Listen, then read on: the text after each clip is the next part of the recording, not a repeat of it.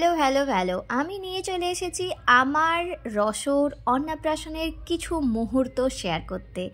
আমার রসকে তোমরা তো জানোই, আমার রস হচ্ছে আমার জায়ের ছেলে। আমি ওকে রসগোল্লা বলে ডাকি, ছোট করে রস।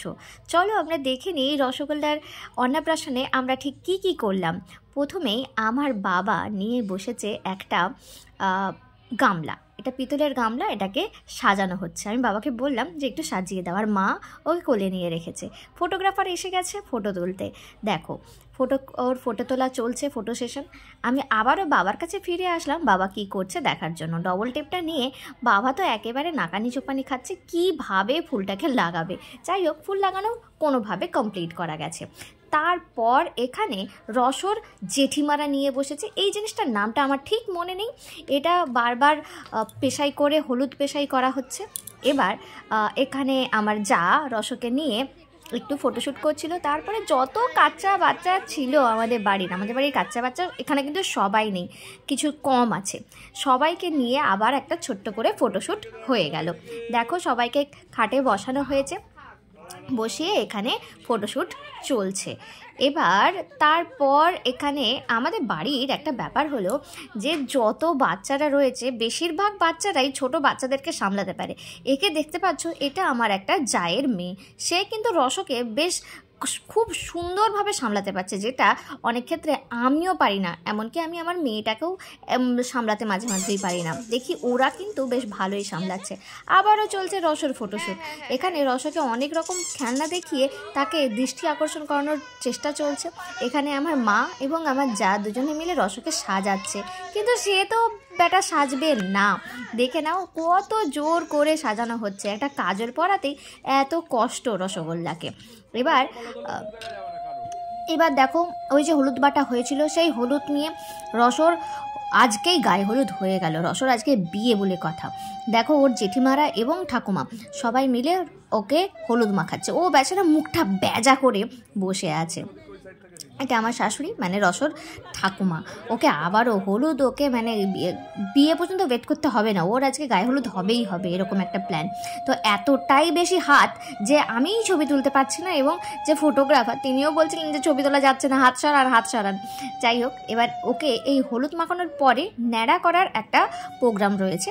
তো ওকে ন্যাড়া করার পর ওকে আবার স্নান করানো হবে। দেখতেই পাচ্ছ স্নানের জলটা রেডি করা হচ্ছে, যেখানে এই যে দেখতেই পাচ্ছ ওকে স্নান করানো হচ্ছে। আর স্নান করাতে গিয়ে রস তো পুরো কেঁদে ভাসিয়ে ফেললো। বাপ রে বাপ, এত কান্না কাটি, দেখতেই পাচ্ছ কেঁদে কেঁদে একদম শেষ অবস্থা ওর। এরপর ওকে খাওয়াতেও খুব সমস্যা হয়েছে, কিন্তু ও এতটা সমস্যা করে না যতটা এখানে করছে। আসলে সেদিন ছিল খুব ঠান্ডা, যার জন্য ওই ঠান্ডা এটা নিতে পারছিল না। যদিও জলটা হালকা গরম ছিল, তবুও ওর হাওয়া চলছিল বলে ওর প্রচণ্ড ঠান্ডা লাগছিল, এবং ভেতরে গিয়ে খেতেও চায়নি। এটা খুব বিচ্ছিরি একটা ব্যাপার হয়েছে। তারপর আমরা সবাই চলে গেলাম মন্দিরে, যদিও আমি যেতে পারিনি কারণ আমার মেয়েটা তখন কাঁদছিল। যাই হোক, এখানে দেখতেই পাচ্ছ রসকে নিয়ে মন্দিরে যাওয়া হয়েছে। আমাদের পাশেই লোকনাথ মন্দির রয়েছে, লোকনাথ বাবাকেও আমরা সাজিয়েছি ফুল দিয়ে, মালা দিয়ে। দেখো এখানে রসকে দেওয়া হয়েছে থালার মধ্যে দেখতে পাচ্ছ আমার একটা ইকোনমিক্স বই দিয়ে দিয়েছি। আসলে ছোট একটা বই পাচ্ছিলাম না, গুড্ডুর বইগুলো মানে ওর দাদার বইগুলো সাইজে খুব চওড়া, যেটা থালায় ধরছিল না। এবার ছোট বই দেওয়া হয়েছে। ওখানে গিয়ে যেটা করা হচ্ছে, ওকে আশীর্বাদ আরে করা হবে, এবং তারপরে বই, পেন এসব দেওয়া হলো, দিয়ে ওকে ধরতে দেওয়া হয়েছিল। ও কি ধরে দেখা যাক। এখানে প্রথমে চলছে আশীর্বাদ করছে বাবা মানে আমার শ্বশুরমশাই। দেখতেই পাচ্ছ এখানে শ্বশুরমশাই আশীর্বাদ করছেন, ওর কপালে চন্দন পরানোর ব্যাপার রয়েছে। এবার ধরানো হবে। দেখো থালাটা দেওয়া হয়েছে, থালাটা ওর হাতের ওপরে দেওয়া হয়েছে, হাত দিয়ে ধরবি কী করে। তো তারপরে ওর হাতটা উপর দিকে তুলে দেওয়া হবে, এবং ও কোনটা ধরে দেখা যাক। ও ধরেছে এখানে ওই পেনটাই ধরেছে, সামনে পেনটা ছিল, পেনটা ধরা হয়েছে। পেছনে আমার বড় যা মানে এটা রসর মা না, এটা আমার জ্যাঠতো বড় যা। আসলে আমাদের ফ্যামিলিটা ভীষণই বড়, এবং আমরা সবাই কাছাকাছিই থাকি, একদম পাশাপাশি থাকি বললেই চলে। আর সব অনুষ্ঠানে তোমরা তো দেখেইছো, সব অনুষ্ঠানে সব বাচ্চারা আসে আর সবাইকে নিয়েই অনুষ্ঠান হয়। দেখো এখানে মন্দিরের অনুষ্ঠানটা কিছুক্ষণ চললো। তারপরে ফিরে আসা হলো বাড়িতে।